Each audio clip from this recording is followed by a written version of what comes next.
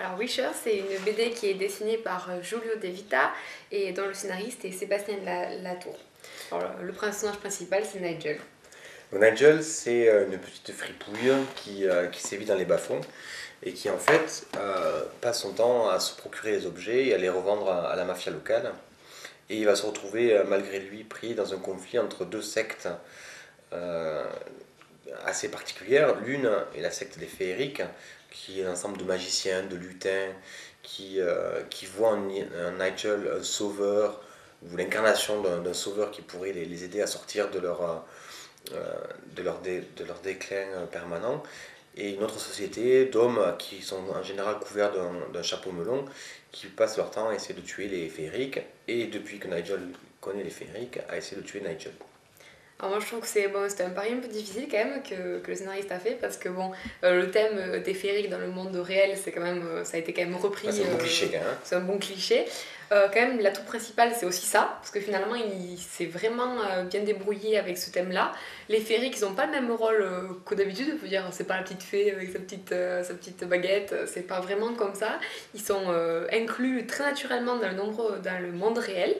Et en fait, je trouve que pour ça, c'est fantastique. Ce qui se passe, c'est qu'il a créé une bonne intrigue sur le personnage de Nigel et même sur les personnages secondaires, où en fait, il y a à la fois c'est une aventure policière, il y a de l'action, il y a des rebondissements, il y a des intrigues un peu partout à droite à gauche.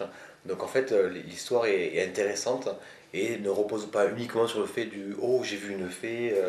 C'est vrai. Et en fait, moi, ce qui m'avait fait vraiment peur au début, quand j'ai compris la trame de l'histoire, je me suis dit, oh non, ça va être ça va être un peu pénible. Puis en fait, moi, je trouve qu'à chaque fois, au fil des pages, j'ai toujours envie de connaître la suite et de passer du premier tome au deuxième tome, et puis bientôt. J'ai trouvé que les personnages aussi qui intervenaient tout au long de l'histoire, et c'était vraiment tous intéressants. C'était vraiment tous différents. Le petit mafieux, la fée, le chapeau melon, et tous étaient très attachants. Il n'en a pas trop fait par rapport à ces personnages. Ils étaient vraiment nécessaires à l'histoire, quoi. Ouais. Parce que le personnage que j'ai bien aimé, c'était la reine des fées avec la cour de la reine des fées. Oui. On ne dira pas ce qui se passe, mais il y a une histoire là-dessus. Et c'est sympathique parce qu'il y a une intrigue à part qui prend pas des dimensions trop importantes par rapport au reste de l'histoire, mais qui apporte un petit peu. Et qui donne envie d'avoir le tome 3 aussi. Ouais, on a envie de savoir ce qui va leur arriver au final, Ouais. même si c'est pas les personnages principaux. C'est des petites intrigues comme ça à droite à gauche qui donnent de l'attrait à la bande dessinée. Au niveau du dessin aussi, c'était agréable. Les couleurs étaient très vives, pardon. Ouais. Surtout dans le tome 2. Ouais, alors c'était pas les mêmes. C'était pas les mêmes coloristes. Ouais.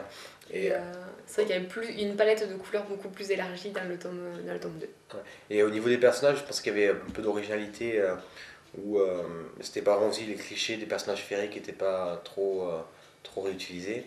Et ce que j'apprécie aussi, c'est que dans l'aspect fantastique, on arrive souvent à des compositions de scènes et d'images qui sont qui parfois deviennent compliquées à suivre et parfois confuses. Et là, c'était pas le cas en fait, même les personnages qui sont un peu fantastiques, on arrivait quand même à suivre. Très agréable et très intéressant à lire. Ouais, très bonne BD.